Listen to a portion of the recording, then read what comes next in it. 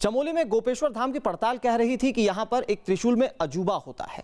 अजूबा ये कि त्रिशूल पूरी ताकत से हिलाने पर भी नहीं हिलता और कनिष्ठा उंगली रखते ही इसमें कंपन होने लगती है।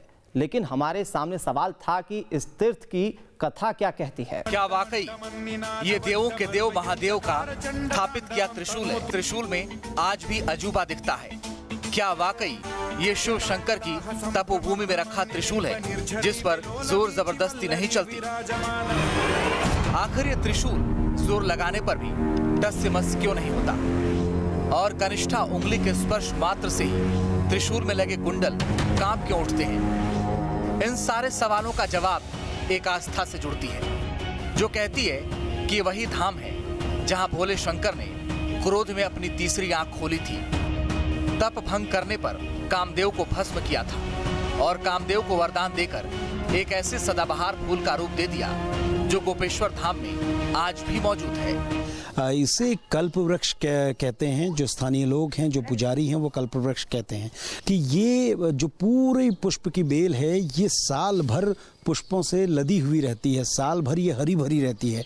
ऐसा बहुत कम होता है कि कोई फूल कोई किसी भी तरीके का कोई पेड़ साल भर इस तरीके से लदा रहे और वो भी इस ऊंचाई वाले क्षेत्र। और ये रहस्य है कि ये वृक्ष में सदाबहार है, काम का रूप है। अन्य जो वृक्ष हैं उनमें सब जगह पतझड़ आएगा, बरसात सर्दियों में पुष्प झड़ जाएंगे, लेकिन इस वृक्ष पर हमेशा एक फूल आपको देखने को मिलेगा। कथा कहती है कि जब सती के वियोग में महादेव गंगा और तमसा के पवित्र संगम पर समाधि में लीन हो चुके थे, अनंत काल के लिए और उनकी संतान होने का सवाल ही नहीं था। आखिर देवताओं ने महादेव की तपस्या भंग करने के लिए साजिश रची। उनको समाधि से उठाने के लिए कामदेव को आगे कर दिया, लेकिन कामदेव ने जब महादेव पर पुष्प बाण दागे तो शिव क्रोधित हो उठे।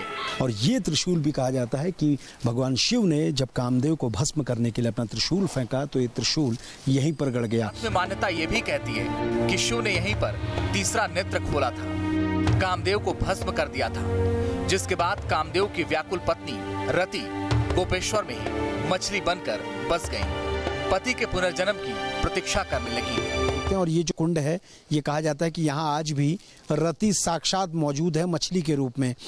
कामदेव की पत्नी जो रति थी, ऐसा माना जाता है कि वो मछली के रूप में भगवान शिव ने उनको यहाँ पे जीवन दिया था और ये मछलियाँ यहाँ पे अनंत काल से, जब से ये कुंड है, जब से भगवान शिव यहाँ पे आए तब से ये रति कुंड भी है और ये मछलियाँ भी यहाँ पे मौजूद हैं और इन मछलियों को मारा नहीं जाता है। ऐसा माना जाता है कि अगर कोई इन मछलियों को हानि पहुँचाता है तो उसकी आंखें फूट जाएगी।